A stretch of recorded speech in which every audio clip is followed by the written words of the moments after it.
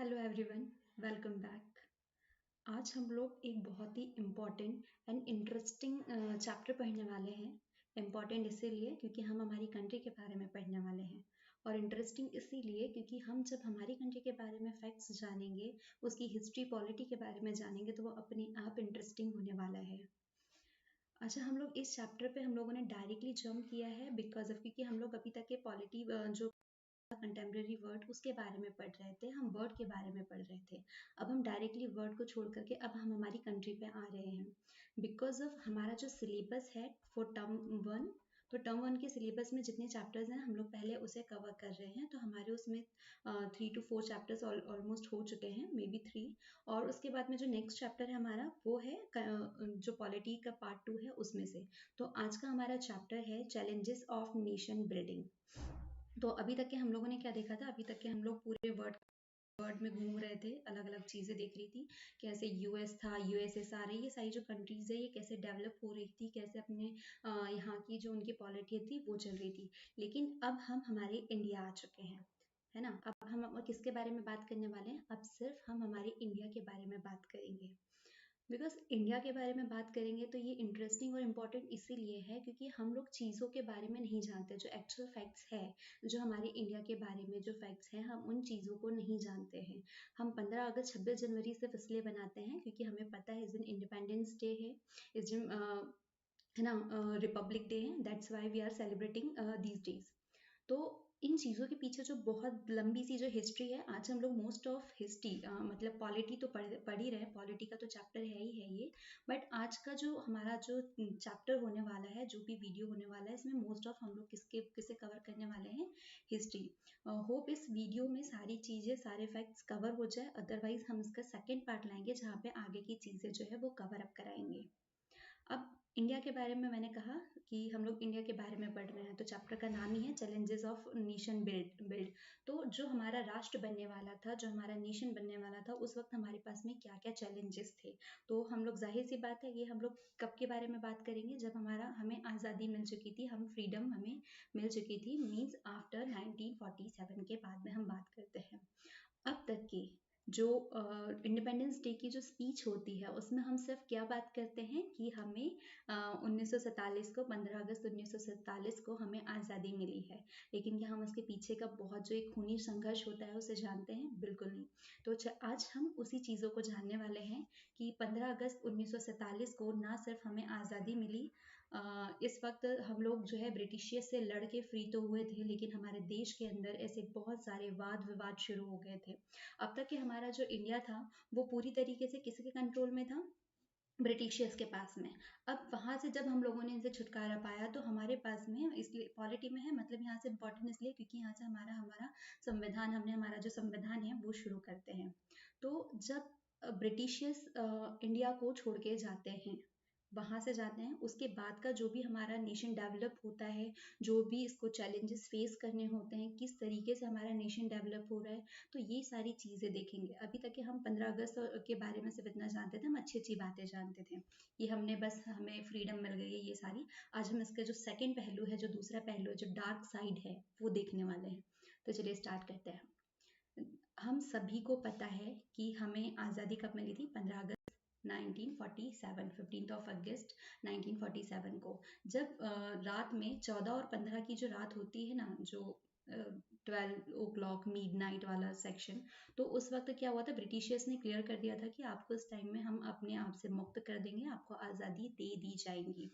तो यही जब मिड नाइट में 14-15 अगस्त को, जब हमारे भारत जो है इंडिपेंडेंट डे सेलिब्रेट कर रहा था, बना रहा था, लेकिन इसके साथ में एक कंडीशन रखी हुई थी। एक कंडीशन रखी हुई थी, वो हम आगे चल के देखने वाले हैं। तो ये जो पिक्चर आप देख रहे हैं ना, ये हमारे जो नेहरू जी हैं, first prime minister of India. याद रखना, इंपॉर्टेंट चीज़ है ये पिक्चर जो है, इसलिए मैंने लगाई है ताकि चीज़ें जो है, हम लोग जब विजुअल वर्ड में चीज़ें देखते हैं, प्रैक्टिकल देखते हैं, तो हम लोग उस चीज़ को जल्दी ज़्यादा कैच कर पाते हैं।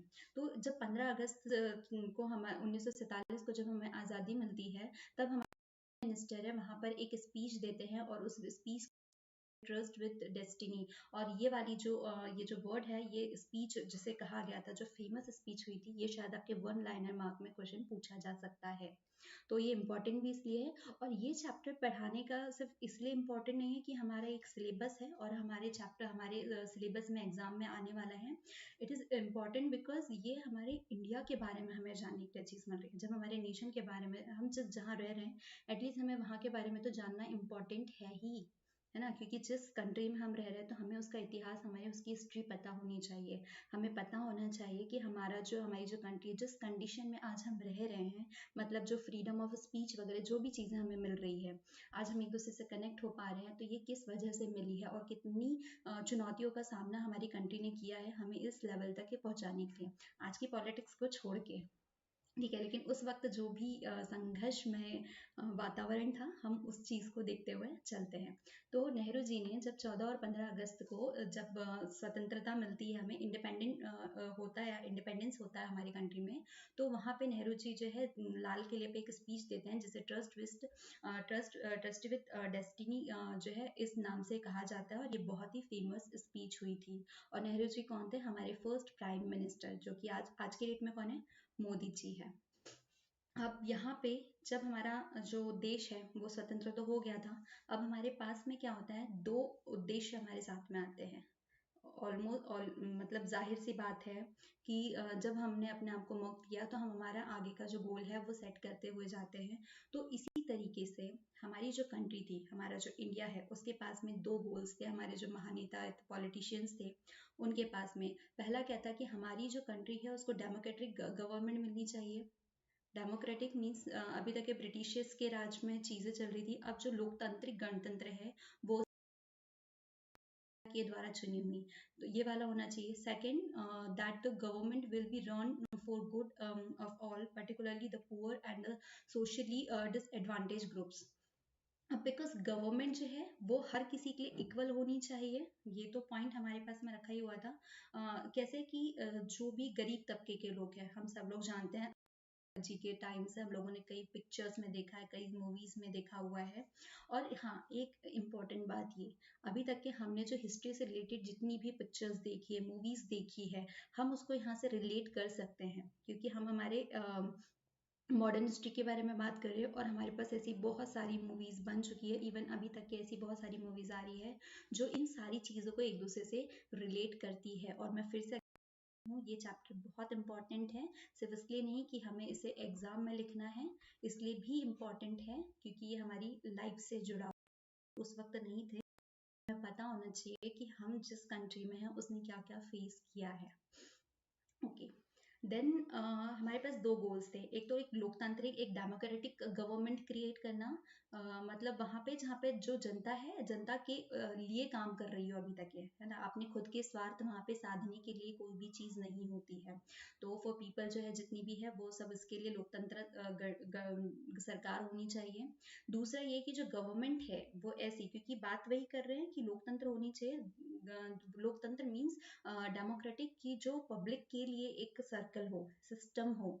तो ये वही बात करिए सेकंड गोल की, जो सरकार जो भी बनेगी वो सभी के लिए अच्छी हो। जैसे कि जो पुअर गरीब तबके के लोग हैं, जो अल्पसंख्यक है, जो है ना SC ST के लोग, मैं अभी वही बताई थी अम्बेडकर जी के इसमें, हमारे जो एशियन टाइम है उसमें ऐसा हुआ करता था कि जो SC ST की कास्ट होती थी उन्हें जो बड़े तबके के लाइक ब्राह्मण, हाँ, OBC और हम जिसको अभी नॉर्मली लैंग्वेज में बोल सकते हैं कि OBC और जनरल वाले जो लोग थे, तो OBC और जनरल वाले जो लोग थे उनके सामने SC और ST का कोई भी रोल नहीं होता था। मतलब उनके साथ की जाती थी कि अगर ये लोग जहाँ पे चल रहे हैं, तो OBC भी इसमें थोड़ा पिछड़ा हुआ था। जनरल जो है वो हाई कैटेगरी का था, जिसमें ब्राह्मण वगैरह जो बड़े तबके के लोग आते हैं, वो इन लोगों का इतना शोषण किया जाता था कि रोड पे से चल रहा है तो ये उनके लेवल में नहीं चल सकते, ये उनके सामने गर्दन नहीं उठा सकते। जिस कुएं से ये लोग पानी भर रहे हैं वो यहाँ तक कि यहाँ पानी नहीं भर सकते। इवन हम लोगों ने जो दास प्रथा वगैरह जो चीजें पढ़ी ना, कि इंसान बेच दिए जाते थे, तो ये वाला जो वर्ग है, ये जो ग्रुप है, वो एनी टाइम इनका गुलाम बना हुआ रहता था। तो यहाँ पे वही चीज रखी गई है कि जो भी लोग हैं, मतलब इस टाइप का जो भी सिस्टम हो रहा है, चाहे वो SC ST हो, जनरल हो, गरीब हो, इन सभी के लिए अच्छे काम करना, इनमें इक्वलिटी लाए रखना, ये वाली जो चीज थी यहाँ पर जो हमारा इंडिया का मतलब जब इंडिपेंडेंट हुआ था तब हमारे पास में ये दो प्रोमिसेस थे फ्रीडम के साथ में कि हम इन क्षेत्रों में भी काम करेंगे, क्योंकि उस टाइम ये जो प्रॉब्लम्स थी इससे भी इंडिया सफ़र कर रहा था।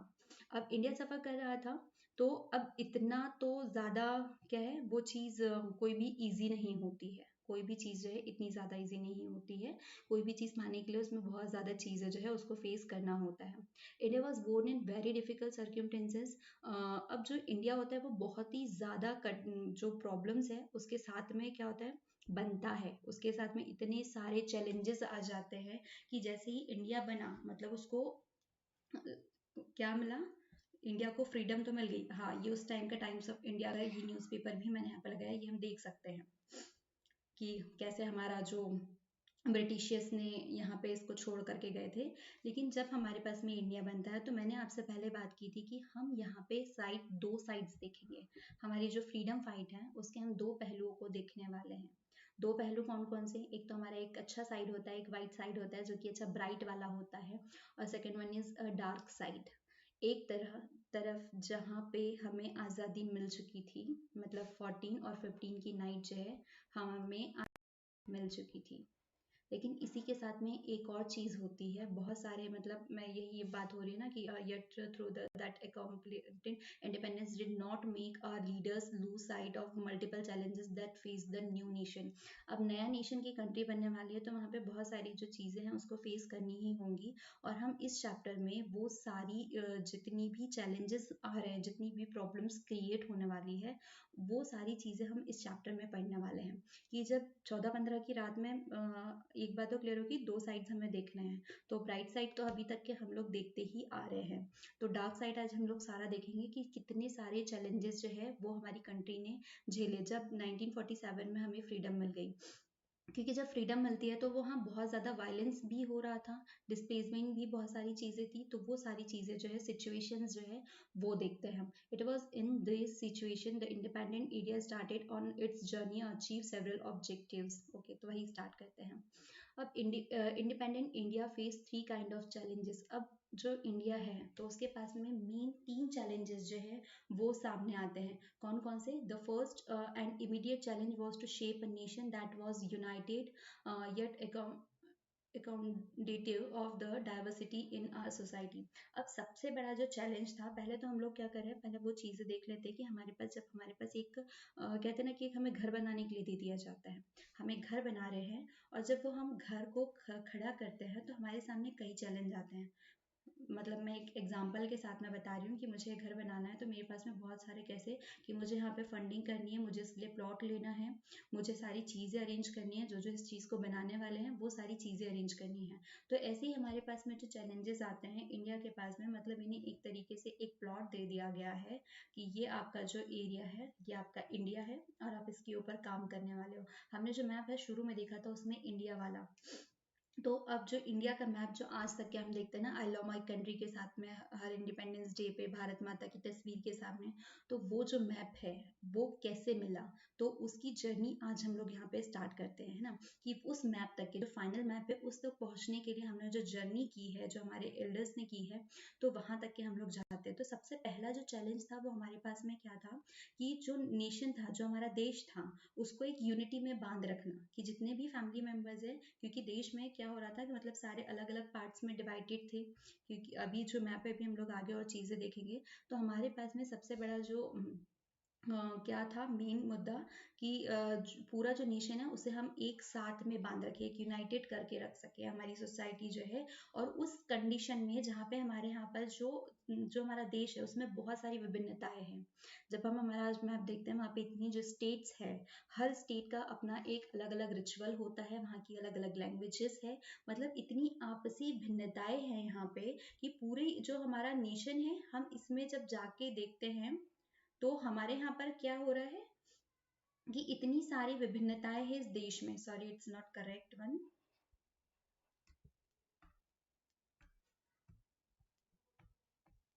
How I erase this? Okay, तो जो इतने सारे हमारी जो पूरी कंट्री है, तो यहाँ पे इतनी सारी विभिन्नताओं में हमारे पास चैलेंज है कि इन सभी को हम एक सूत्र में बांध के रखें। मतलब कहता है ना कि हम जो फैमिलीज होती है वहाँ पे हर एक मेंबर को साथ में लेके चलने का काम एक हेड का होता है, जो हमारा फैमिली हेड, उसे ही हमें जो है पूरी फैमिली को साथ में लेकर के चलना होता है। तो यहाँ पर वही कंडीशन हो जाती है कि इतनी सारी जब विभिन्नता है, मतलब हम देखते हैं ना कि हमारे घर में कोई एक अलग मतलब सोच वाले होते हैं। सोसाइटीज में जब हम लोग देखें तो अलग अलग ग्रुप में क्या होता है, अलग अलग सारी चीजें वाले लोग रहते हैं। तो हमारे पास ये जो कंट्री है हमारी, तो वहाँ पे इतने सारे सोच वाले लोग हैं। जब इतने सारे सोच वाले लोग हैं तो हमें इन सभी लोगों को लेकर के साथ में चलना है। तो इन सबको जब साथ में लेकर के चलना है तो ये हमारे लिए एक बहुत ज़्यादा टास्क हो जाता है। और यहाँ पे बहुत सारे ऐसे क्वेश्चंस आए कि क्या मतलब एक यूनिफाइड कंट्री जो है वो बहुत दिन तक के चल पाएंगी, जब यहाँ पे इतनी सारी विभिन्नताएं हैं, सबके अपने अपने अलग अलग धर्म हैं। क्योंकि जो भारत था और अभी भी कहते हैं कि यहाँ पे हर धर्म के लोग हैं, सिख, मुस्लिम, हिंदू, ईसाई, जैन, एवरीबडी। तो यहाँ पर जो है इतने सारे लोग जो है यहाँ पे सरवाइव करते हैं। तो इनका क्वेश्चन सबसे बड़ा ये हुआ कि जो भारत का सपना है कि वो सारे ही देश को एक सूत्र के मतलब एक धागे में बांध के पिरोए रखे, तो क्या ये पॉसिबल है कि जब इतना सारा ग्रुप है यहाँ पे, तो इतने सारे लोग रहेंगे, तो क्या यहाँ पे मतभेद नहीं होगा। तो एक सबसे बड़ा जो क्वेश्चन है वो यहाँ पर हो गया था। और यहाँ पे कहता है would it mean rejecting all regional and सब नेशनल आइडेंटिटीज।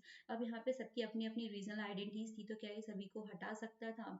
तो ऐसे बहुत सारे क्वेश्चन यहाँ पर अराइज होते हैं कि, और फिर लास्ट में एक सबसे बड़ा होता है कि ये जो गोल है इसका, जो इंडिया चाहता है ये कर पाना, तो ये क्या सक्सेसफुल होगा। तो ऐसे हमारे पास में बहुत ज़्यादा क्वेश्चन जो है इस चैलेंज के साथ में होता है। तो हमारा फर्स्ट चैलेंज क्या था, जब इंडिया इंडिपेंडेंट हो गई थी तो उसके बाद में बनाना, तो हमें एक यूनाइटेड नेशन बनाना था जहाँ पे हर विभिन्न धर्म, विभिन्न जाति, विभिन्न प्रकृति, विभिन्न समुदाय, उनके अलग अलग रिचुअल्स, ऐसे सभी लोग जो है, रीति रिवाज, ये सारे लोग जो है वो एक सूत्र के धागे में बंधे रहे। और हमारा सबसे इम्पोर्टेंट जो है यही था। क्योंकि देखो जब हम बात करें कि यहाँ पे डिफरेंट काइंड ऑफ पीपल्स है, डिफरेंट धर्म है यहाँ पे, मतलब रीजन्स है, अलग अलग कास्ट के लोग हैं, अलग अलग लैंग्वेजेस के लोग हैं, तो क्या ये एक साथ सरवाइव कर पाएंगे। तो ये सबसे बड़ा क्वेश्चन था। देन हमारे पास में नेक्स्ट वाला जो चैलेंज है वो था कि एक डेमोक्रेसी इस्टेब्लिश करना, है ना। Second challenge was to establish democracy. अब डेमोक्रेसी जो स्टैब्लिश करना, ये वाला चैप्टर जो है इसके बारे में, मतलब एक ऐसा लोकतंत्र, मतलब एक संविधान स्थापित करना जिसमें जो हर किसी के लिए हो, मतलब वहाँ पे एक इंसान जीने के लिए उसे एक फ्रीडम हो, वो अच्छे से जी सके, वो एकदम फ्रीली माइंड हो सके, जो आज हमारे पास में है। इसलिए हम लोग कहीं भी कुछ भी उल्टे सीधे कमेंटमेंट देख सकते हैं ना। तो ये सबसे ज़्यादा राइट टू स्पीच वाला, कंगना रनौत वाला आप देख ही सकते हैं। तो लास्ट चैप्टर में, इससे पहले भी हम लोगों ने देखा होगा, हमें फंडामेंटल राइट्स मिले हुए हैं। हमारा हम वोट कर सकते हैं, एवरी सिटीजन जो है, the right to vote to every citizen, हर सिटीजन के पास में अपना एक क्या है, वोट देने का अधिकार है। उसके पास में अपने फंडामेंटल राइट्स है जिसके थ्रू वो सरवाइव कर सकता है। और ये जो राइट्स है बहुत इंपॉर्टेंट है, आप लोगों ने शायद 11th में पढ़ चुके होंगे, इस चैप्टर में आगे आने वाले हैं। तो ये सारे राइट्स, ये मतलब ना 12 टू लेकर 35 जो है ना आर्टिकल, ये सारे राइट्स हमें हेल्प करते हैं हमारे सरवाइव करने में, हमारी कंट्री में। आर्टिकल 12 टू 35 जो है वो हमें सरवाइव करने में भी हेल्प करते हैं। Representative democracy based on the parliamentary from the government, जो डेमोक्रेसी है उसी की हम लोग थोड़े फीचर्स के बारे में देख रहे हैं। तो हमारे यहाँ पर जो है क्या है, पार्लियामेंट्री गवर्नमेंट, मतलब हमारी जो सरकार है उसने कौन सा वो डेमोक्रेसी अपनाई है, पार्लियामेंट्री। हमारे पास संसद वाला है। संसद हमारे इसमें 3 पार्ट्स में डिवाइडेड है, एवरीवन नोज। प्रेसिडेंट, है ना, फिर कौन सा, राज्यसभा और विधानसभा दोनों वाले। The feature ensure that the political competition would take place in democratic framework. अब यहाँ पे पॉलिटिकल कंपटीशन तो डेफिनेटली आएंगे, क्योंकि यहाँ पर हमारे पास संसदीय व्यवस्था है। फिर क्या, डेमोक्रेसी है, एक लोकतंत्र डेमोक्रेसी है, तो डेफिनेटली यहाँ पर कंपटीशन तो पॉलिटिकल पार्टीज में चलना ही चलना है। और इसका सबसे बड़ा एग्जाम्पल हम हमारी करंट सिचुएशंस में देख सकते हैं कि कैसे एक दूसरे के ऊपर तीक्ष्ण कटाक्ष होता है। कभी कांग्रेस ने बीजेपी पे दे दिया, कभी बीजेपी ने कांग्रेस पे दे दिया। तो ये सारी चीज़ें जो है यहाँ पे a democratic constitution is a necessary but not sufficient for establish democracy. अब हमारे पास में जो कॉन्स्टिट्यूशन है डेमोक्रेटिक, तो वो अच्छा ज़रूरी तो है लेकिन वो सफिशिएंट भी नहीं है कि हमें एक डेमोक्रेटिक कंट्री बनाने के लिए हेल्प करे। तो हमारे पास यहाँ पे भी बहुत सारे जो है चैलेंजेस आते हैं जिन्हें भी अभी आगे हमें फेस करते हुए चलना है। इसके बारे में भी हम रीड करेंगे। The third one is challenge was to ensure the development and wellbeing of the entire society and not only for some sections. ये वाली जो चीज़ है, जो हमारा सेकंड गोल था, जो इम्पोर्टेंट था, कि हमारा जो गोल है क्या है कि हर तबके के लोगों को साथ में लेके चलना। हर तबके से मतलब क्या हुआ, जो पुअर पीपल्स थे उन्हें साथ में लेके चलना, उसके अलावा SC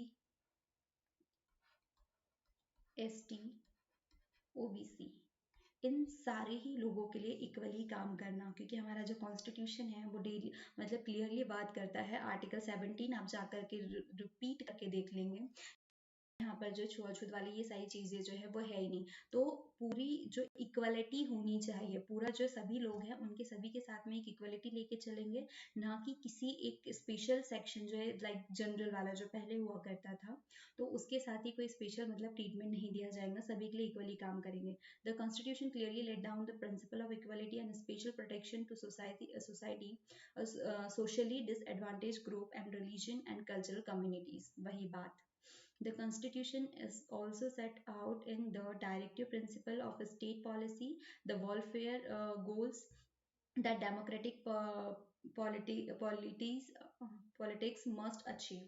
अब हमारे पास में हम लोगों ने नीति निदेशक तत्व जो है वो भी सेट कर रखे हुए हैं कि जितने भी नीति निदेशक तत्व है, क्योंकि वो मतलब क्या, state policy of the welfare goals, वो principle, directive principle of state policy. Okay, तो हमारे पास में हमने क्या चीज़ की थी, हमारे पास में फंडामेंटल राइट्स तो थे ही थे हमारे।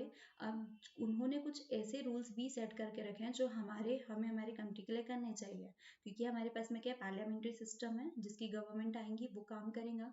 तो ये कुछ गोल्स जो है, मतलब प्रिंसिपल्स जो है, डायरेक्टिव प्रिंसिपल्स जो है, वो सामने वाले को प्रोवाइड किए गए कि आप इसके तहत काम कर सकते हैं। हमें हमारे इन पॉइंट्स की हमारी कंट्री के लिए नीड्स है, जो कि हम लोगों ने इवन उसमें पढ़ा भी होगा आप लोगों ने डायरेक्टिव प्रिंसिपल्स में, कि जैसे कि हर जो एजुकेशन सेक्टर में 14 ईयर्स तक के बच्चों को एजुकेट करना है, किसी को रोजगार दिलवाना है, इस टाइप की सारी जो चीज़ें हैं वो इसमें इंक्लूडेड होती है। The real challenge was to now the effective policies for economic development and eradication of poverty. अब हमारे पास में इस सेक्शन में, क्योंकि हम हर सेक्शन में क्या देख रहे हैं, चैलेंजेस जो है हमने लिए हुए हैं जो हमारे पास में है, तो उसके लिए क्या चैलेंजेस आ रहे हैं, तो हमें हमारे ये जो गोल सेट करने हैं, तो उसमें यहाँ पे चैलेंजेस क्या आ रहा है कि हमारे पास में इकोनॉमिकल डेवलपमेंट होना चाहिए। बिकॉज इन्वेस्ट हम तभी करेंगे जब हम इकोनॉमिकली स्टेबल होंगे, और जो गरीबी है उसे ख़त्म भी करने के लिए हमारे पास एक प्रॉपर स्कीम होनी चाहिए, एक इफेक्टिव प्लान होना चाहिए। तो ये सारी चीज़ें जो है इसमें देखना है। तो हम लोगों ने क्या देखा है अभी तक यहाँ पे कि हमारा जो नेशन है वो फ्री हो जाता है। हमारे पास 2 गोल्स होते हैं जिन्हें हमें अचीव करना होता है। अब इन 2 गोल्स को अचीव करने के लिए हम लोग कंटिन्यूसली काम कर रहे हैं, ठीक है। अब हमारे पास में 3 चैलेंज आते हैं कि इन्होंने कहा कि भाई चलो आप ये इंडिया तो बना रहे हो, ठीक है, इंडिया तो बना रहे हो, लेकिन इसके लिए आपके पास बहुत सारे चैलेंजेस है। ये तीनों चैलेंजेस के बारे में अभी हमने पढ़ा कि एक तो हमें एक नेशन बनाना है, यूनाइटेड नेशन बनाना है। United nation in the sense वो नहीं कि UN वाला, है ना। अब विश्व भ्रमण छोड़ देते हैं, अब हम हमारे कंट्री पे आ जाते हैं, हम हमारे देश पे आते हैं। यूनिटी के साथ में मतलब एक यूनिटी जहाँ पे अलग अलग सारे रिलीजन्स हैं, सारी विभिन्नताएं हैं, इन सबको साथ में रख करके हमें एक यूनाइटेड नेशन बनाना है, हमारी कंट्री को जो है वो यूनिटी में बांध देना है। सेकेंड वन क्या था, सेकेंड वाला जो था वो हमें एक डेमोक्रेटिक इस्टेब्लिश करनी थी, डेमोक्रेसी बैठाना था। और तीसरा था कि हमें पूरी सोसाइटी को इक्वली लेके चलना था। तो इन इस चैप्टर हम लोग किसके बारे में बात करने वाले हैं, जो फर्स्ट वाला जो हमारा चैलेंज है, फर्स्ट चैलेंज क्या है, नेशन बिल्डिंग, ठीक है। क्योंकि हम इसी में यूनिटी की बात कर रहे हैं कि हमें जो यूनिटी है वो दिखानी है। तो हम जब यहाँ पर ये बात कर रहे हैं तो यहीं पे हम लोग क्या करेंगे, इस चीज़ के बारे में देखने वाले हैं, इस चैलेंज के बारे में। नेक्स्ट 2 चैलेंजेस होने वाले हैं उसके बारे में भी हम इसी क्लास में पढ़ने वाले हैं इन नेक्स्ट चैप्टर्स। ओके, तो ये एक बहुत ही अच्छी सी पोयम है जो लिखी थी अमृता प्रीतम में। और अमृता प्रीतम जो है, ये अमृता प्रीतम जो 1919 में इनका जन्म हुआ था और 2005 में ये खत्म हो गई थी। तो ये एक पंजाबी पोइट्री है, एक कवित्री है।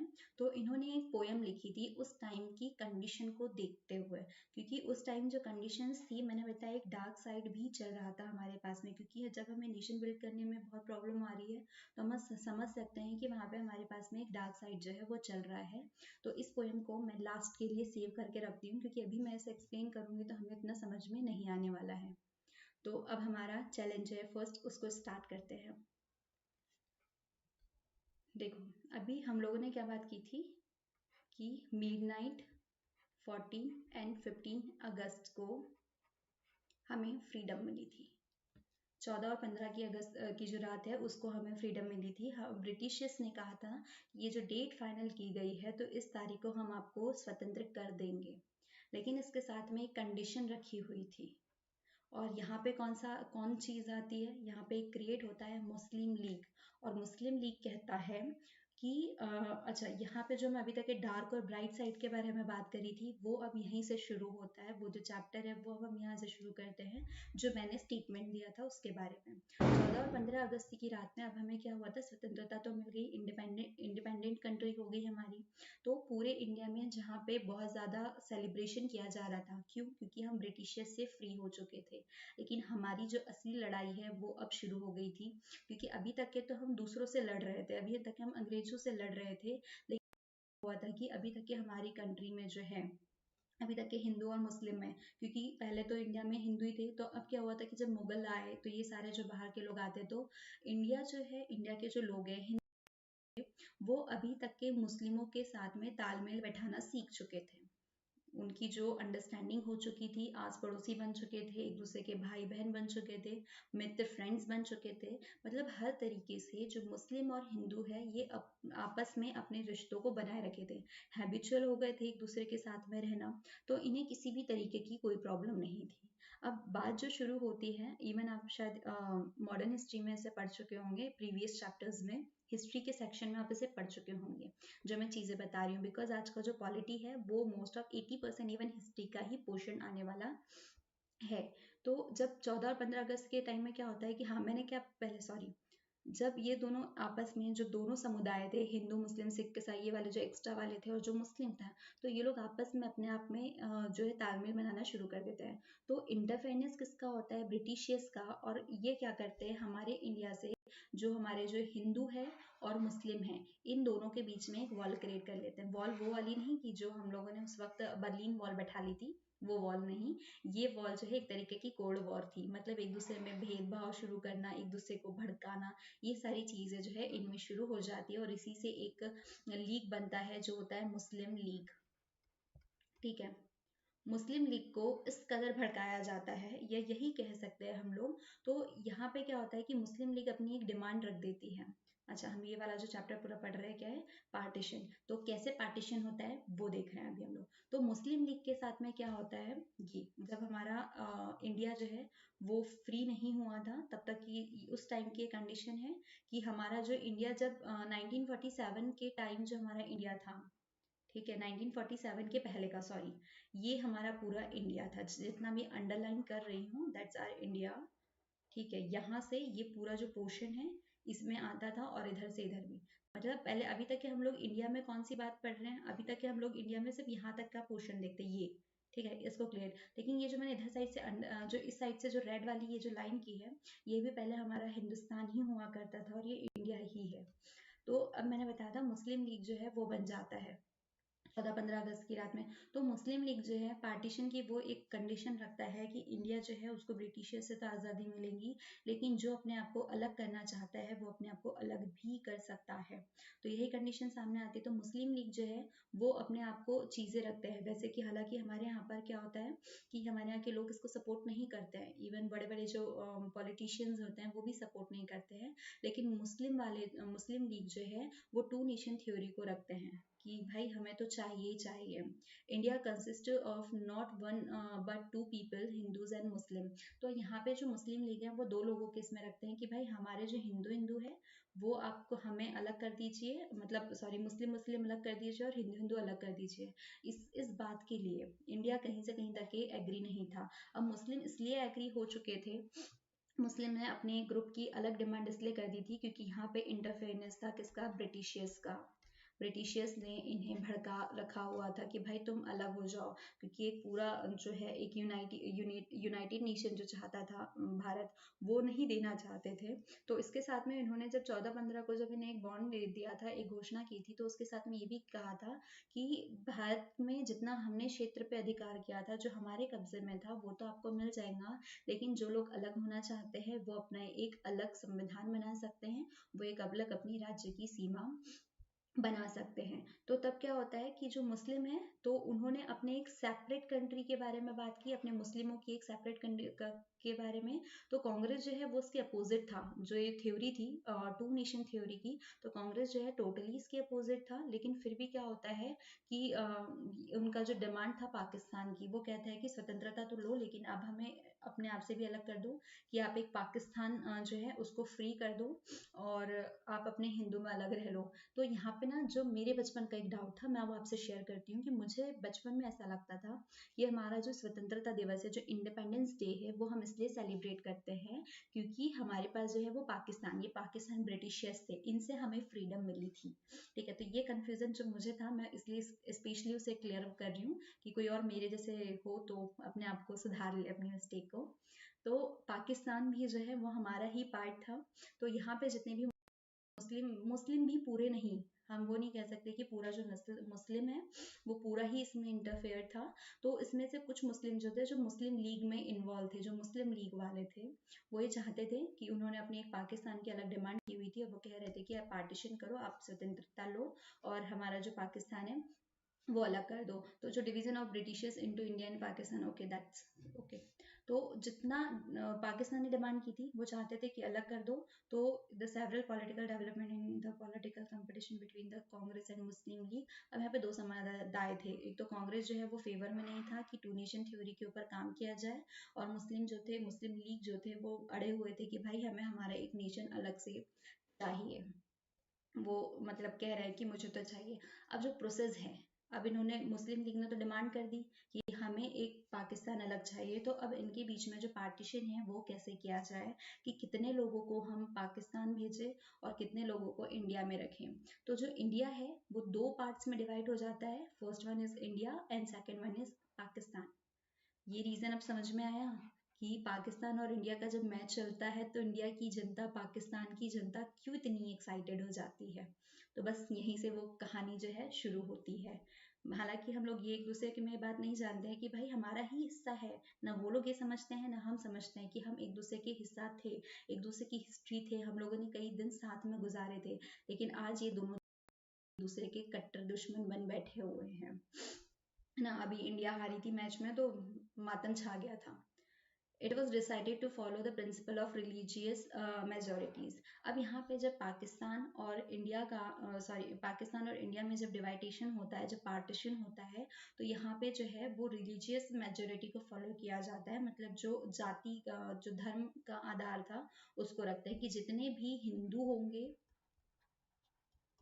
हिंदू जो होंगे वो सारे कहाँ जाएंगे, वो इंडिया में जाएंगे, और जितने भी हैं वो सारे कहाँ पर एंटर होंगे, वो पाकिस्तान में जो है वो पाकिस्तान में जाने वाले हैं। और इसके बाद में मतलब जितना भी बेसिकली ये सारे जो जाएंगे, और बाकी इसमें, और जो बचा हुआ जो इंडिया है, the rest was to stay India, जितना भी बचा वाला जो एरिया आता है वो सारा जो है वो इंडिया में मिल जाने वाला है। वो बचा वाला जो है the rest was stay with India, इसका जो है आगे हम लोग इस लाइन को अच्छे से समझते हैं। It presented all kind of difficulties. अब इतना भी काफी नहीं था, हम लोगों ने यहाँ पे बात क्या कर ली कि जितने हिंदू होंगे वो कहाँ चले जाएंगे, वो इंडिया में रह जाएंगे, और जितने भी मुस्लिम थे वो कहाँ पर चले जाएंगे, पाकिस्तान में। लेकिन ये इतना इजी नहीं है जितना हम समझ रहे हैं कि भाई हमने एक मीटिंग बैठा ली और कह दिया है कि भाई इतने इतने लोग आप हिंदू हो तो आप इंडिया में आ जाओ, और इतने लोग जो है वो हम मुस्लिम हैं तो आप पाकिस्तान में चले जाओ।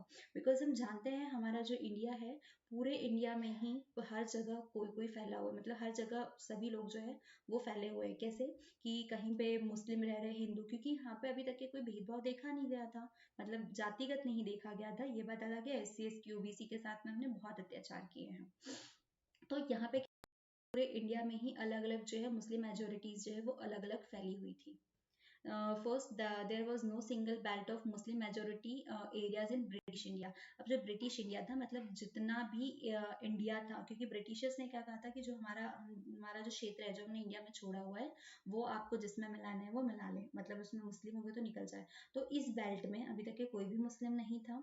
अब यहाँ पर क्या कंडीशन हो गई थी कि आध पूरे भारत में जो है वो अलग अलग क्षेत्र में बटे हुए थे, है ना, कि कहीं पे इतने मुस्लिम है, कहीं पे इधर मुस्लिम है, कहीं पे इधर मुस्लिम है।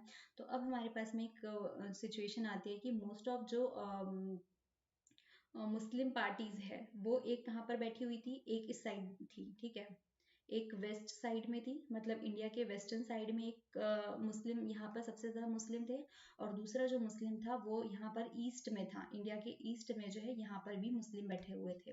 अब बात क्या की थी हम लोगों ने कि मुस्लिम और हिंदू जो है मतलब इस तरीके से उनके समुदाय के अकॉर्डिंग उनको डिवाइड कर दे।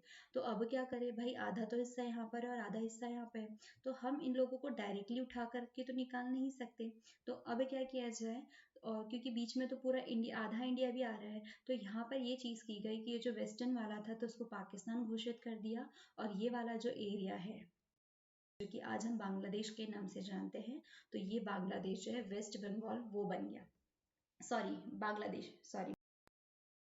तो बांग्लादेश में वेस्ट बंगाल वाली हिस्ट्री कहाँ से आती है कि बांग्लादेश का ये जो कुछ हिस्सा था, कि बांग्लादेश में क्या करते हैं, यहाँ से जो इतना हिस्सा था ये वाला, तो ये हमारे इंडिया में मिला लिया गया, तो इसीलिए हम इसको वेस्ट बंगाल कहते हैं। अब ये कंफ्यूजन जो है ये मुझे भी था कि ईस्ट में है तो इसे वेस्ट क्यों कहा गया, क्योंकि ये जो बंगाल था, सॉरी बांग्लादेश था, तो ये उसका वेस्ट पार्ट था, ये उसका वेस्ट पार्ट था, दैट्स वाई हम लोग इसको आज वेस्ट बंगाल जो है बुलाते हैं इसे वेस्ट बंगाल। तो हमारे पास में मुस्लिम जो है वो दो पार्ट्स में थे, एक तो इधर वेस्ट में थे और दूसरा ईस्ट में थे, और इसके बीच में जो है इंडिया का बहुत सारा लैंड जो है स्पेस आ जाता था। तो यहाँ पे इधर वाले को हमने पूरा पाकिस्तान कह दिया और इधर वाला जो था बांग्लादेश, बांग्लादेश दे दिया। उसके कुछ सालों बाद में हमने क्या किया, उनसे बंगाल ले लिया, और बंगाल ले लिया तो हमने उसको क्या कहा, वेस्ट बंगाल। देन तो यहाँ पर एक चीज़ क्लियर हो गई कि किस तरीके से जो डिवाइडेशन है, क्यों हमारा जो ये वाला एरिया है इसे हम पाकिस्तान के नाम से कहते हैं, क्योंकि मेरे साथ में भी एक सबसे बड़ा कन्फ्यूजन बना हुआ था कि जो वेस्ट बंगाल है हम उसे वेस्ट बंगाल क्यों कहते हैं। तो ये चीज़ जो है वो भी हम लोगों ने बहुत अच्छे से क्लियर कर चुके हैं। आई होप आप लोगों को भी उतनी ही अच्छे से चीज़ें समझ आई होंगी। दूसरी बात कि आप भी इतने ही इंटरेस्ट के साथ में इस चीज़ को पढ़ रहे होंगे। शायद मेरे बताने के तरीके में उतना नहीं आ रहा है, लेकिन ये जो चीज़ है वो बहुत ही इंटरेस्टिंग है, क्योंकि यहाँ पे हम रहते हैं, हमारा जो पूरा जियोग्राफिकल सारी जो चीज़ें हैं वो जुड़ी हुई है। और मैं हमेशा ये कहती हूँ, जो कंटेम्प्रेरी वर्ड पढ़ाया है वहाँ पे भी चीज़ बार बार बोली है कि जब भी उस जो भी हम स्टेट पढ़ रहे थे तो उसका इंडिया से जब रिलेशन शुरू होता है, तब मैं कहती हूँ कि चलो भाई अब मज़ा आएगा इसमें पढ़ने के लिए, क्योंकि हम जहाँ रह रहे हैं तो हमें वहाँ की सारी चीज़ें पता होनी चाहिए, क्योंकि हम यहाँ रह रहे हैं तो हमें यहाँ का इतिहास, भूगोल, संविधान, हर चीज़ पता होनी चाहिए, हमें यहाँ की ज्योग्राफिकल कंडीशन पता होनी चाहिए, हमें यहाँ की हिस्ट्री पता होनी चाहिए कि कैसे हुआ है। और ये तो सबसे ज़्यादा इम्पोर्टेंट पॉइंट है कि जिस कंट्री में हम लोग रह रहे हैं तो वहाँ की हर चीज़ जो है वो हमें पता होनी चाहिए किस तरीके से। और ये इसलिए इतना इम्पोर्टेंट बता रही हूँ मैं, क्योंकि जब जहाँ हम लोग रह रहे हैं तो वहाँ का पता हो कि कैसे कैसे बना हुआ है, कि इतना जो मैप है जिससे हम हमेशा क्या करते हैं, 15 अगस्त 26 जनवरी के वक्त हम इसे भारत माता के साथ ऐड करते हैं। हर तरीके से जो है वो हमारा जो देश प्रेम है, जो लव है, जो हमारा कंट्री के लिए है, जो ट्रिब्यूट्स है, वो हम दर्शाते हैं, तो हमें यहाँ का इतिहास पता होना चाहिए। तो इसलिए मैं कह रही हूँ कि चीज़ें जो है बहुत अच्छे से जान के रखें। मोस्ट ऑफ पीपल्स को जब मैंने देखा है कि जब वो इंडिया और पाकिस्तान के बीच में मैच देखते हैं, मतलब ये मेरा ओपिनियन बता रही हूँ मैं, कि इंडिया और पाक के बीच में जब मैच होता है ना, तो आधी जनता जो है वो सिर्फ इसलिए देखती है क्योंकि ये एक पीढ़ी दर पीढ़ी चलते आने वाला चीज़ है, कि मतलब एक कहते हैं ना कि जब मैच किसी के भी साथ में हो, लेकिन जब पाकिस्तान के साथ में मैच आता है तो वहाँ पे हर कोई एक्साइटेड हो जाता है, मतलब जिसे मैच देखने में इंटरेस्ट नहीं होता है वो भी मैच देखता है। तो ये तो पता है कि भाई पाकिस्तान और इंडिया की बनती नहीं है, लेकिन क्यों नहीं बनती है इसके पीछे का रीज़न हर किसी को जानना चाहिए। जो हमारे बड़े हैं उनको तो पता ही पता होता है, लेकिन अगर नहीं पता है, क्योंकि कई लोग ऐसे हैं ना कि अंधे भेड़ चाल में भागते रहते हैं, जो वो चाल चल रही है उसी में भागते हैं। तो प्लीज़ एक आप पहले से समझ ले, उसके बाद में जिन्हें नहीं पता है तो प्लीज़ उन्हें भी ये चीज़ बताइए, है ना। तो इसलिए ये इम्पॉर्टेंट है। तो पाकिस्तान को हमने अलग बता दिया, तो ये वाला एरिया जो है वो बहुत ज़्यादा मात्रा में था, तो हमने क्या किया, इसको पूरे को ही पाकिस्तान घोषित कर दिया।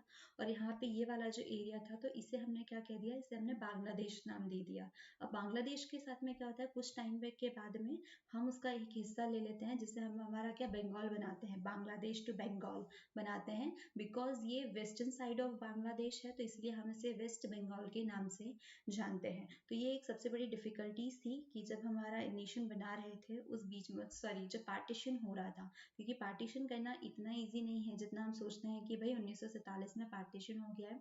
उस दौरान इतनी चीज़ों से सफ़र किया गया है। बिकॉज आप लोग जो मूवीज वगैरह देखते हैं ना, उसमें भी देखी गई होंगी द फेमस पिक्चर गदर, ठीक है, वहां से भी जो चीजें हैं उसको भी हम लोग देखते हैं कि कितना गंदा। और सनी देओल को तो भाई पता है, जब गदर रिलीज हुई थी तब से उन्हें वहां का बैन कर रखा हुआ है। पाकिस्तान में वो कदम नहीं रख सकता क्योंकि पाकिस्तान के अगेंस्ट उसने काम किए थे। ये थोड़ा स्टडी से हट के चीज है, आप में इंटरेस्ट लाने के लिए। तो क्या हुआ था कि उस दौरान हम लोगों ने इतना ज्यादा सफर किया है इस चीज को, मतलब ये जो डिवाइडेशन है, जो आज हम लोग नॉर्मली बोलते हैं कि पाकिस्तान अलग हो गया, भारत अलग हो गया, तो इस बीच में जब उस टाइम के लोग थे, अगर आपको जानने को मिले उन लोगों से, वो लोग तो नहीं मिले होंगे, लेकिन उनके बच्चे नाती पोती जो आज की जनरेशन में अगर धोखे से मिल जाए तो उनसे पूछेगा, ये मूवीज देखो, गूगल देखो, करो, सारी चीजें जानो कि कितना ज्यादा यहाँ पे सफर किया गया है, बहुत ज्यादा। एक जो लड़ाई थी वो ब्रिटिशर्स से थी, वो जैसे तैसे खत्म हुई थी। और जब ऐसा होता है ना कि हम किसी और से लड़के आ जाते हैं तो वो बहुत ज्यादा टफ नहीं होता है, क्योंकि वो हम दूसरे से लड़ते हैं तो तन मन धन से हम उसके अगेंस्ट खड़े होते हैं, है ना। लेकिन जब हमारे घर के ही किसी में लड़ना होता है तो वो बहुत टफ हो जाता है, क्योंकि वहां से कहीं ना कहीं हमारा एक इमोशनल कनेक्शन कनेक्शन जो है वो जुड़ा हुआ होता है।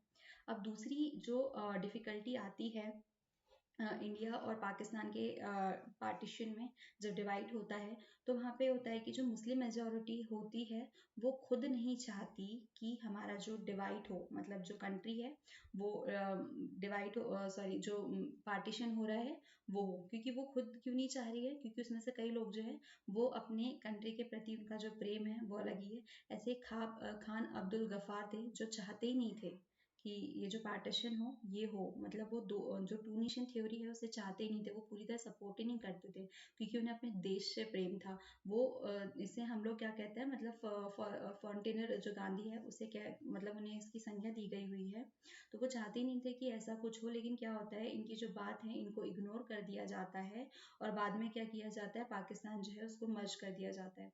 तीसरी प्रॉब्लम क्या होती है, the third problem was to that two of Muslim majority province to Britishes India, Punjab and Bengal had very large area where non-Muslim were in majority. अब जो पंजाब और बंगाल वाला एरिया था, क्योंकि पंजाब जो है थोड़ा बहुत हम लोगों ने देखा इसमें कि यहाँ पे देखो थोड़ा बहुत जो पंजाब है वो एरिया किस में आ रहा था, ये वाला, ये एरिया, और सेकंड वाला जो है बंगाल। तो इन वाले क्षेत्र में, इन वाले एरिया में क्या होता है कि बहुत ज़्यादा मात्रा में कौन, नॉन मुस्लिम लोग रहते हैं, मतलब वहाँ पे हिंदू, सिख, ईसाई, इस टाइप के जो धर्म है वो लोग यहाँ पे बहुत ज़्यादा रहते हैं। तो वो एक और डिफिकल्टी बन जाती है कि उन एरिया को अपने अपने पार्ट्स में इंक्लूड करना, अपने अपने एरिया में लेना.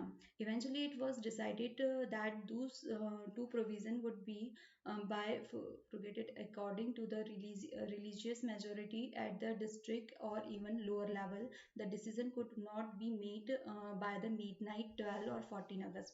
अब ये जो एरिया थे, डिसाइड तो हो गया था कि इतने इतने जो लोग हैं उन लोगों को अलग अलग होना है ना. मतलब इन लोगों को सबके साथ में the fourth and most incredible of all the problem of partition, this was problem of minority on both side of the border. Then okay, अब क्या हो रहा है कि हम लोगों ने देखा कि जो पंजाब है और जो वेस्ट बंगाल है, इन दोनों ही एरिया में क्या हो रहा है कि नॉन मुस्लिम लोग जो है, तो वहां पर इन लोगों को जब आधी रात में 14 और 15 अगस्त की रात में जब पार्टीशन शुरू होता है, तो इन लोगों को पता ही नहीं चलता है कि हम किसके साइड है, हम पाक वाले हैं या हम इंडिया वाले हैं. इन्हें पता ही नहीं है हम किस धर्म के. मतलब वो ऐसी कंडीशन हो गई थी कि वो उन्हीं की धरती पे थे और अपनी ही धरती में ये लोग विदेशी हो गए थे, क्योंकि बात ये हुई थी कि जो मुस्लिम लोग हैं वो अलग चले जाए और जो नॉन मुस्लिम है वो लोग अलग चले जाए. तो इस एरिया के जितने भी लोग थे, इन लोगों को पता ही नहीं चला कि हम लोग किस क्षेत्र में हैं, हम किस केस में हैं, हम लोग इनके साइड है या इनके साइड है. तो इन लोगों के लिए एक तरीके से पार्टीशन उस टाइम में हुआ ही नहीं था. लेकिन फिर क्या होता है कि जब पार्टीशन शुरू होता है, तो सबसे ज़्यादा जो प्रॉब्लम है वो किसके लिए क्रिएट होती है, जो जो जिस जिस एरिया में है वो तो ठीक है, लेकिन इन दोनों के बॉर्डर्स के पास में जो माइनॉरिटीज़ होती है, जो अल्पसंख्यक लोग होते हैं, गरीब तबके के लोग होते हैं, उनके लिए बहुत ज़्यादा बड़ी दिक्कत जो है वो क्रिएट हो जाती है ना. अब वो क्रिएट जो होती है, अब जो डार्क साइड है, सॉरी, अब हमने जो पार्टीशन है वो तो कर दिया था. हमने जो मुस्लिम है उन्हें हमने पाकिस्तान में डाल दिया, और जो हिंदू थे उन्हें हमने कहाँ ले लिया, इंडिया में. लेकिन जैसा कि हमने वो जो डिफ़िकल्टीज देखी ना अभी इन लोगों के इसमें, तो वहाँ पर क्या हुआ कि आधे जो मुस्लिम कम्युनिटी के लोग थे वो लोग चाहते ही नहीं थे कि हम पाकिस्तान हो. वो टू नेशन थ्योरी के ऊपर बिलीव नहीं करते थे. पाकिस्तान, पंजाब, सिंध, बंगाल, ऐसे वाले एरियाज में क्या होता है वहाँ पे कि वो लोग मतलब उसमें ऐड ही नहीं हो पाते. कैसे कि हमें किस एरिया में जाए, ये क्वेश्चन आ जाता है. क्योंकि जब 14-15 अगस्त की इसमें होती है, तो अब वहाँ पर आधे बहुत ज़्यादा मुस्लिम होते हैं, बहुत ज़्यादा हिंदू होते हैं, तो वो लोग डिसाइड नहीं कर पाते कि हम किस एरिया में जाए. क्योंकि हमें पता था कि जब हम लोगों ने इन दो आधार पे हम लोगों ने क्या किया था, पार्टीशन किया था कि हिंदू अलग चले जाए और मुस्लिम अलग चले जाए. तो अब ऐसा तो था नहीं कि पूरे इंडिया में अलग अलग जगह पे सारे लोग मौजूद थे. तो इनने सबसे ज़्यादा क्या किया कि जहाँ पे सबसे ज़्यादा मुस्लिम मुस्लिम थे, एक ये वाले एरिया में, वेस्ट वाले एरिया में, और दूसरे वाले कौन से, यहाँ पर जो ईस्ट वाला जो था ना, ईस्ट वाला जो बंगाल वाला जैसे बांग्लादेश का है, वहाँ पे थे. तो इन दोनों ने इनको अलग अलग देश घोषित कर दिए, एक पाकिस्तान एक बांग्लादेश ऐसे घोषित कर दिए. लेकिन और फिर जो बीच वाला जो समुदाय बचा हुआ था, जो हमने इंडिया के नाम से रखा, तो इस बीच में भी बहुत सारे लोग जो थे वो कौन थे, मतलब यहाँ पे मुस्लिम लोग जो थे वो रह रहे थे. तो अब यहाँ पे प्रॉब्लम क्या होती है, अब यहाँ पे हम लोगों को इसके साइड इफेक्ट्स देखना है. अभी तक के तो हम लोगों ने देखा है, हमें देखने में बहुत ईजी लग रहा है कि भाई इतने ईजीली कि हिंदू मुस्लिम वाला जो एरिया था इनको अलग अलग ऐसे ऐसे कर दिया तो पार्टीशन हो गया.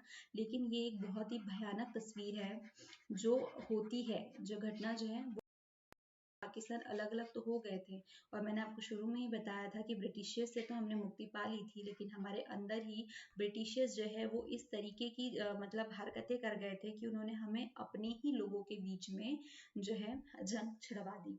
और वो अपने ही लोग कौन थे, मुस्लिम लीग और कांग्रेस पार्टी, इन दोनों के बीच में ही टकराव चल रहा था. ये जो आप तस्वीर देख रहे हैं, ये जो पिक्चर देख रहे हैं आप, इमेज, ये इमेज आपको बहुत सारी मूवीज में देखने को मिलेंगी.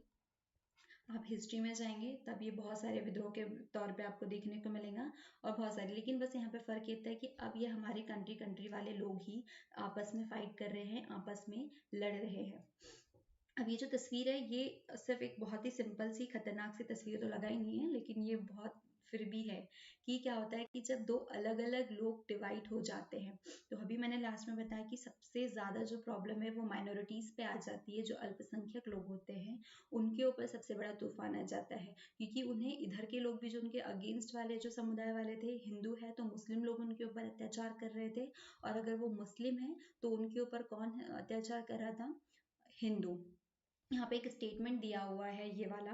तो यहाँ पे वो कहते हैं कि जब ट्रेन भर के जा रही थी, है ना, जब ट्रेन जो है आपस में जो लोगों को छोड़ रही थी, कि जो पाकिस्तान वाले लोग हैं वहाँ की ट्रेन हिंदुस्तान में आ रही है और जो हिंदुस्तान की पाकिस्तान में जा रही है, तो यहाँ पे जो अपने अपने समुदाय के जो दादागिरी वाले लोग होते हैं ना, धर्म वाले, जैसे कि BSS वगैरह, RSS वगैरह इस टाइप के जो बनते हैं, तो इनके जो समुदाय के जो लोग थे, जो ग्रुप्स बन रहे थे, वो लोग क्या कर रहे थे, अपने तबके के लोग जो लोग थे, अपने धर्म के जो लोग थे, उनको निकाल के उनके लिए चाय पानी नाश्ता जो है, फ्रूट हलवा, ये सारी चीज़ें क्या कर रहे थे, उन्हें बांट रहे थे और कह रहे थे कि आपके आने की खबर हमें पहले नहीं थी, वरना हम उतना ही अच्छे से स्वागत करते जितनी की आप एक्सपेक्टेशन रख रहे थे।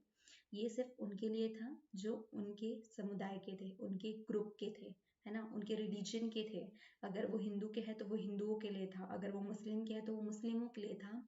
लेकिन इनसे हटके अगर किसी और धर्म का उसमें व्यक्ति मिल जाता था, तो उसे इस गंदी तरीके से मतलब निकाल के फेंक रहे थे बाहर, ट्रेन में से निकाल के फेंक रहे, किसी को गोली मार रहे हैं, किसी का मर्डर कर रहे हैं। मतलब इतनी गंदी तस्वीर बनी थी। और ये तस्वीर उसी समय की है जब हमें स्वतंत्रता मिली थी, जब हम हमारी स्वतंत्रता जो है उसको इंजॉय कर रहे थे इन 1947। इवन हम आज तक की उस दिन को इंजॉय करते हैं, उस दिन को सेलिब्रेट करते हैं।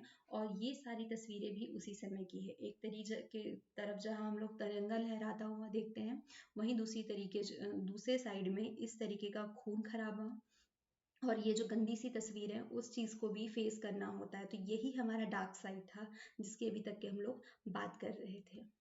This year 1947 was the year of the largest, most abrupt, unplanned and traffic transfer. अब यहाँ पे क्या हो रहा था, ये एक पहली ऐसी जनसंख्या थी, the human history was known, कि अब तक की जो हिस्ट्री थी वहाँ पर एक ऐसी तस्वीर थी कि जहाँ पे इतनी बड़ी में जो है अनप्लान, मतलब जो एक न्यू, मतलब वो प्लान नहीं था कि इतनी सारी पॉपुलेशन को ट्रांसफर होना है, एक जगह से दूसरी जगह जाना है। ये ऐसी थी, मतलब कोई प्लान नहीं था, वहां पे एकदम सडन वाली चीज हो रही थी। एक जगह से तबके के लोग दूसरी जगह जो है वो शिफ्ट हो रहे थे। There were killing and atrocities on both side of the border in the same of religious people, one of community. अब यहाँ पे एक चीज भी हो रही थी कि जो दोनों साइड की बॉर्डर्स हो रही थी, वहाँ पे एक कम्युनिटी के जो लोग हैं वो दूसरी कम्युनिटी को मारने के लिए दौड़ रहे थे। मतलब जो दोनों साइड की बॉर्डर्स है, इतनी ज्यादा खतरनाक तस्वीर बन गई थी कि लोगों के बचना जो है वो मुश्किल हो रहा था। जब लोग डिवाइड हो रहे थे ना, मतलब जब लोग एक दूसरे की तरफ, मतलब अपने अपने ग्रुप को लेकर के अपनी अपनी कंट्रीज में जा रहे थे। जैसे कि एक पिक्चर है जो मुझे सडन याद आ रही है, मे बी सलमान खान की जो मूवी है, उसमें क्या होता है, वो अपने फैमिली के साथ आता है, लेकिन क्या होता है, वो सिर्फ सलमान खान आ जाता है अपनी इधर, और उसके पापा जो है वो उसी कंट्री में रह जाते हैं। और ऐसी बहुत सारी मूवीज हम लोगों ने देखी है। तो जैसे गदर पिक्चर में, दैट्स अ परफेक्ट एग्जाम्पल, कि क्या होता है, हीरोइन इस एरिया में आ जाती है, हीरो उस एरिया में चले जाता है। तो इन दोनों के बीच में उस वक्त कितनी गंदी और खतरनाक फाइट होती है। तो सेम चीजें यहाँ पे उस टाइम फेस करने को देख रही थी, कि इस साइड के लोग जो है इस साइड वाले लोगों को खत्म करने पे तुले हुए थे। एक दूसरे से बदले की भावना थी, एक दूसरे को खत्म कर देने वाली जो भावनाएं थी, ये सारी भावनाएं उस टाइम में क्रिएट हो रही थी। एक मतलब एक दूसरे को झेलना ही नहीं चाहते थे, सपोर्ट ही नहीं करना चाहते थे। जो बॉर्डर है, इस साइड के लोग इस साइड के लिए दुश्मन बन चुके थे, और इस साइड के जो लोग हैं वो इस साइड वालों के लिए दुश्मन बन चुके थे। कोई किसी को नहीं मतलब पसंद कर रहा था। अमृतसर, कोलकाता, लाहौर, ये सारे जो है मतलब अच्छे अच्छे जो प्लेसेस है, वो एक तरीके से अखाड़ा बन चुके थे, जहाँ पे दंगल होते हैं, दंगल वाले प्लेसेस बन चुके थे, कि जहाँ पे सिर्फ मार काट, लड़ाई झगड़े, यही सब चीजें हो रही थी, क्योंकि बाउंड्रीज वाले प्लेस थे। कोलकाता इधर हमारे वेस्ट बंगाल वाला जो है बांग्लादेश के लिए था, इधर लाहौर, अमृतसर वगैरह जो है वो हमारे इंडिया और पाक बॉर्डर पे था। तो इन जो एरिया से, क्योंकि यहीं से आना जाना चल रहा था, तो ये यहाँ पे कहा जाए तो लाखों की तादाद में लाशें बिछी हुई थी, क्योंकि लोग एक दूसरे के दुश्मन बन चुके थे। इस टाइम में क्या होता है कि जो भी पोइट्स होते हैं, कविताएं लिख रहे हैं, कवि है, पोइट्स है, फिल्म मेकर्स है, तो ये सारी जो चीज़ें हैं इनको अपनी अपनी भाषा में एक्सप्रेस करने की कोशिश करते हैं। बहुत सारे कवि है, वो अपनी अपनी लाइंस लिखने की कोशिश करते हैं, और उस समय के जो हालात हैं उसे बयां करने की कोशिश करते हैं। और फर्स्ट इमेज जो है पोइट्री की, मैंने वो वही लगाई है। Will, recounting the trauma of partition, they have often used the phrase that the survived themselves used to describe partition as a division of heart. अब यहाँ पे वो लोग अपने आप को क्या एक्सप्रेस करते हैं कि ये जो डिवीज़न है, ये धरती का या ज़मीन का डिवीज़न नहीं है, ये हमारे दिल के टुकड़े हो रहे हैं, है ना? दिल का जो है हमारे हृदय को डिवाइड किया जा रहा है, ये डिवीज़न ऑफ हार्ट है। ये सब इतना नहीं, क्योंकि भाई मतलब जो लोग एक दूसरे के साथ में रह रहे थे, एक दूसरे के सगे संबंधी बने हुए थे, आज वही लोग एक दूसरे के दुश्मन बने हुए हैं। जितने भी लोग वहाँ पर रह रहे थे, मतलब अभी तक के क्या लोग थे, ये वही लोग हैं जो आपस में दुश्मनी बना करके चल रहे हैं। कि मतलब इंडिया में सारे लोग बहुत अच्छे से रहना सीख चुके थे। मैंने बताया कि जब मुगल्स आए थे, मतलब जब इंडिया में तो हिंदू ही थे, मुस्लिम आए तो हिंदुओं ने मुस्लिम के साथ एडजस्ट करना शुरू कर दिया था। लेकिन अब सडन क्या हो रहा है, तो एडजस्ट करना शुरू किया था, मतलब वो रह रहे थे, उनने अपने जो संबंध है वो बहुत अच्छे से इनके साथ में क्रिएट कर लिए थे, अपने बहुत अच्छे संबंध इनके साथ में हो रहा है। लेकिन सडन क्या हो रहा है कि जिन लोगों के साथ इनकी इतनी अच्छी दोस्ती चल रही थी, सब कुछ अच्छा चल रहा था, सडन उनके साथ में ही इन्हें फाइट करनी पड़ रही है। वही लोग जो एक ही देश में थे वो आपस में लड़ रहे हैं, खून खराबा हो रहा है।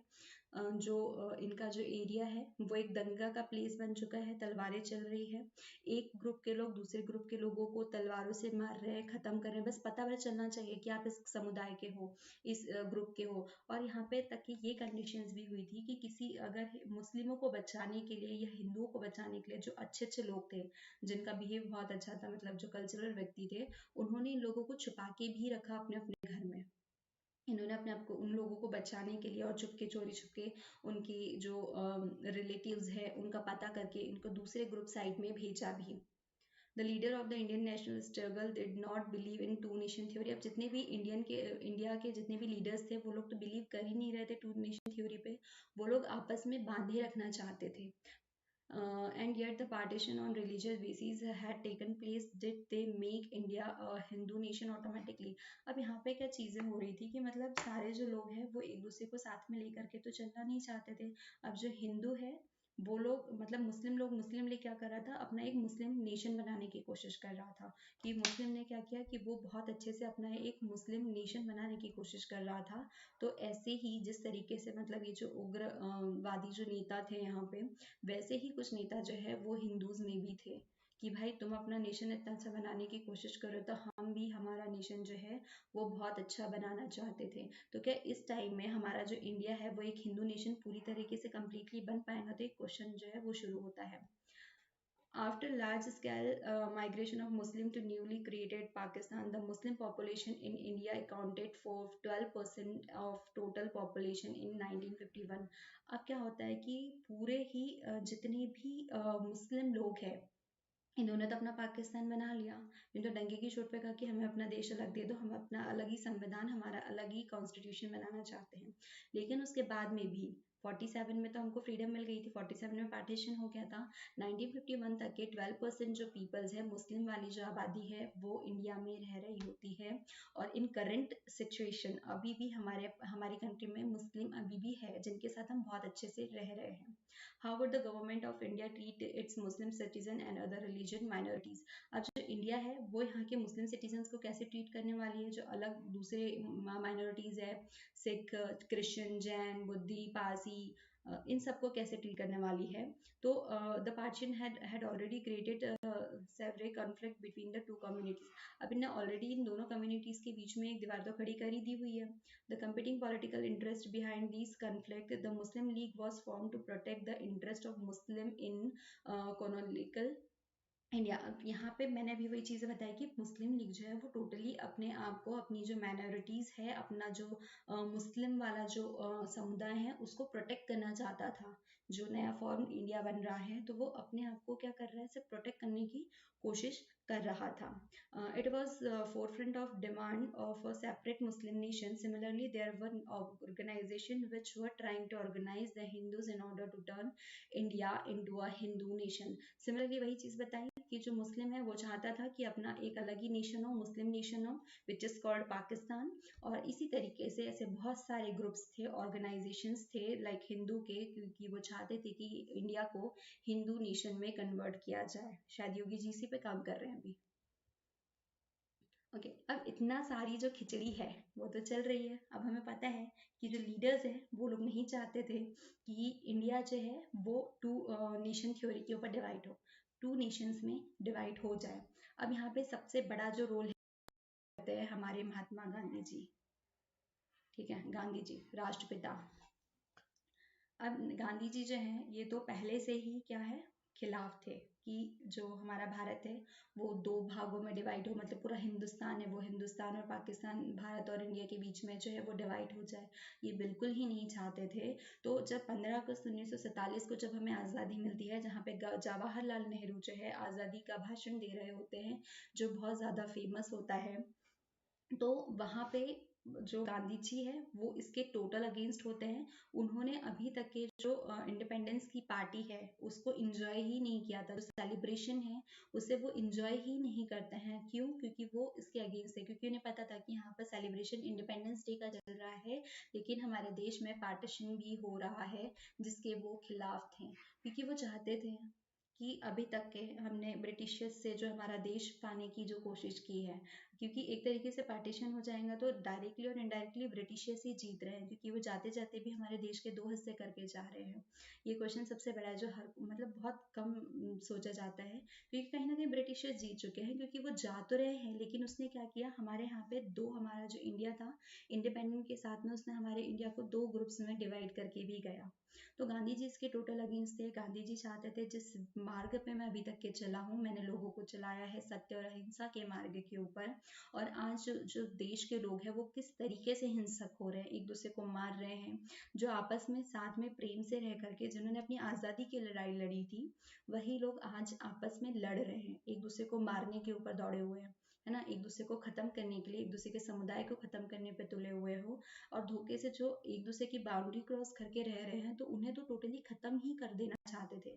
कि मान लो ये पाकिस्तान वाले लोग इधर है और इधर जो है हिंदू लोग हैं, अगर इधर कोई मुस्लिम हो जाता है तो सबसे ज्यादा जो प्रॉब्लम है वो इन्हीं के ऊपर हुई, जो गरीब तबके के लोग थे, क्योंकि इन्हें खाने पीने का तो कुछ था ही नहीं, मतलब इनके धरती जो है पैरों की वही बदल गई थी।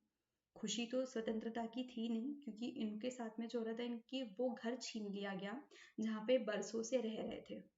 सडन आपकी बूढ़े बुजुर्ग जो है, क्योंकि हमारे साथ भी हो कि हम बरसों से जिस घर में रह रहे हैं और सडन वो घर हमसे कोई आके छीन ले तो हमारे क्या हाल होने वाले हैं। ऐसे ही हाल जो है हमारे इंडिया में भी हुए, जैसे कि लाहौर पाकिस्तान, पंजाब में कुछ लोग रह रहे थे, कुछ हिंदू लोग रह रहे हैं, मुस्लिम लोग रह रहे हैं, तो इन लोगों के साथ में कैसा हुआ कि जो दूसरे साइड से आए वाले लोग हैं, मतलब पंजाब में कुछ मुस्लिम लोग थे, वहां पे वो लोग रह रहे हैं, लेकिन सडन उधर से जो पाकिस्तान से आए वाले हिंदू लोग हैं वो इस पे कब्जा कर लेते हैं कि भाई ये मेरा है, तुम मुस्लिम हो तुम निकलो। और उन मुस्लिमों के लिए जाने के लिए भी कोई जगह नहीं थी, क्योंकि वहां पे जितने हिंदू थे वो उनके जान के दुश्मन बन चुके थे, कि भाई वो सूट एंड साइड वाला जो केस होता है ना भाई, कि तुम दिखो और हमें तुम्हें मार ले, तो उन्हें अपनी जान बचा बचा के भागनी पड़ी। कंडीशंस कुछ ऐसी आ गई थी कि कुछ लोगों को खुद ही मतलब कहते हैं ना लड़कियां घर की इज्जत होती है औरतें, तो कुछ लोगों को उस दौरान अपने घर वालों को मारना भी पड़ा।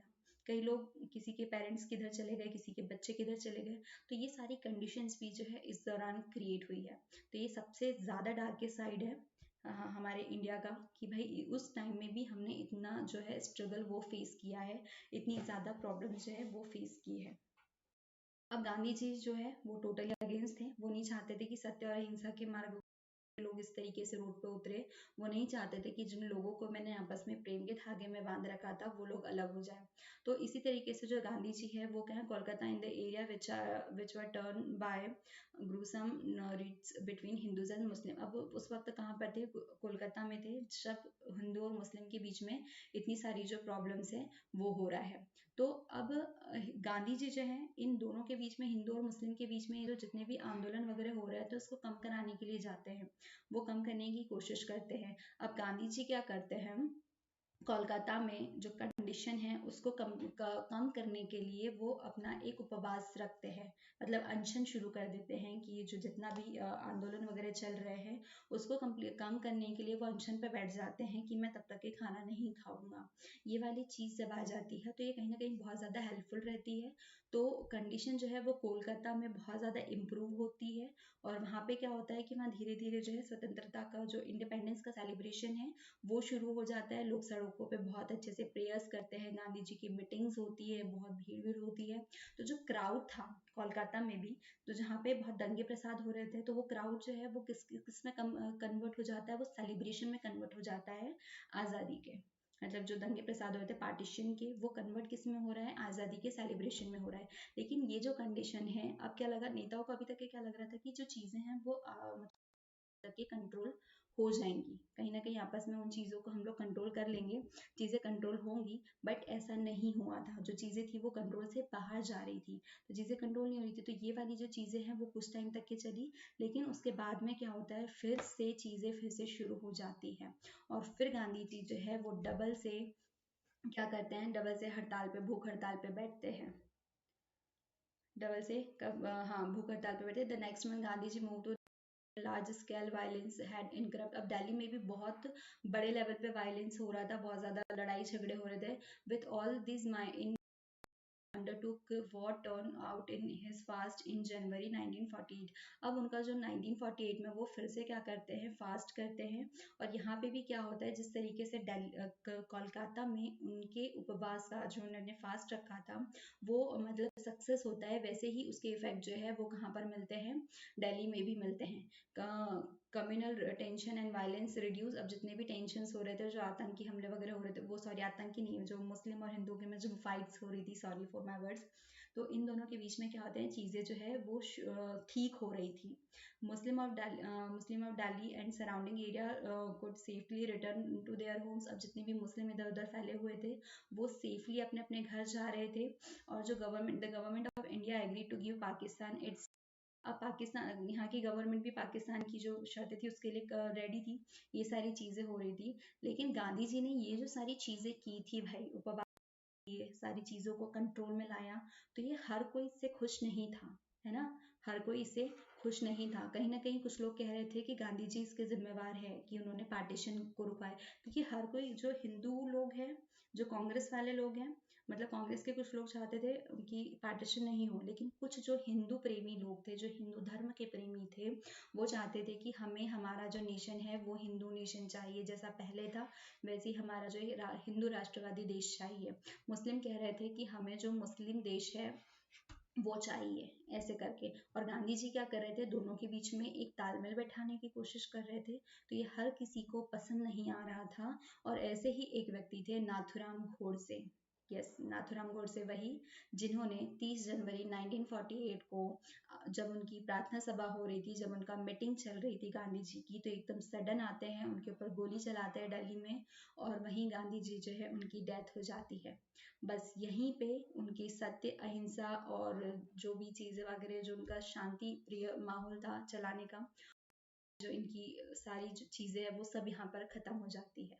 यहाँ पे गांधी जी ख़त्म हो जाते हैं, इनका जो सिद्धांत था सत्य और अहिंसा के मार्ग पे चलने का, वो यहीं पे खत्म हो जाता है। नाथुराम गोडसे इनको 30 जनवरी 1948 को शूट कर देते हैं, और गांधी जी जो है वो खत्म हो जाते हैं। लेकिन गांधी जी के जाने के बाद भी उनका जो मैजिकल इफेक्ट है वो खत्म नहीं होता है। जब वो गांधी जी खत्म होते हैं तब कुछ टाइम के लिए जितना भी वायलेंस था, जितना गुस्सा था, वो सारी जो है वो तुरंत के लिए शांत हो जाता है। जितना आंदोलन वगैरह चल रहे थे इंडिया और पाकिस्तान को लेकर के, वो सारे कुछ समय के लिए स्थिर हो जाते हैं, क्योंकि उन्होंने अपने राष्ट्रपिता को खो चुके होते हैं। इन दिस वीडियो अभी हम सब इतना ही रखेंगे। इन नेक्स्ट वीडियो हम लोग देखेंगे कि कैसे हमने जो देसी रियासतें हैं और जो कंट्रीज़ है उनको डेवलप किया। अभी तक के हमने क्या किया, अभी हमने सिर्फ पाकिस्तान को अलग किया है हिंदुस्तान, इंडिया से। अभी हमने दो ही नेशंस बनाए हैं, एक तो कौन सा, पाकिस्तान, और सेकेंड वन इज इंडिया। इन दोनों नेशंस को तो बना लिया, अब हमने इंडिया ले आया, लेकिन अब हमको एक्चुअल में इंडिया बिल्ड करना है, इंडिया बनाना है, तो वो हम देखेंगे नेक्स्ट वीडियो में। तो यहाँ तक कि हमने क्या किया, अभी तक के जितनी भी सफर, जितने भी चैलेंजेस आ रहे थे, अभी हमारे चैलेंजेस खत्म नहीं हुए हैं, है ना। अभी तक हम सोच रहे हैं कि पाकिस्तान अलग कर दिया, हमने इतने सारे हंगामे कर दिए, इतने सारे आंदोलन कर दिए, इतनी सारी मार काट, सारी चीज़ें हो गई है, लेकिन ये चीज़ें यहीं नहीं थमती है। अभी सिर्फ क्या किया है, हमने हिंदुस्तान जो हमारा इंडिया का मैप है उससे अलग किया है, लेकिन हमने इंडिया के मैप को पूरी तरीके से नहीं बनाया है। अब हमारा जो इंडिया है वो अंदर ही अंदर पूरा डेवलप होगा, अंदर ही अंदर बनने वाला है। अभी हमने सिर्फ इंडिया को पाकिस्तान और बांग्लादेश इन तीनों में अलग अलग किया है। अब जितना जो पढ़ेंगे इन नेक्स्ट वीडियो हम लोग उसके बारे में पढ़ेंगे, तब तक कि आप सारी चीज़ों को रिवाइज करेंगे ताकि आगे चीज़ें समझने में हमें और आसानी हो। Thank you.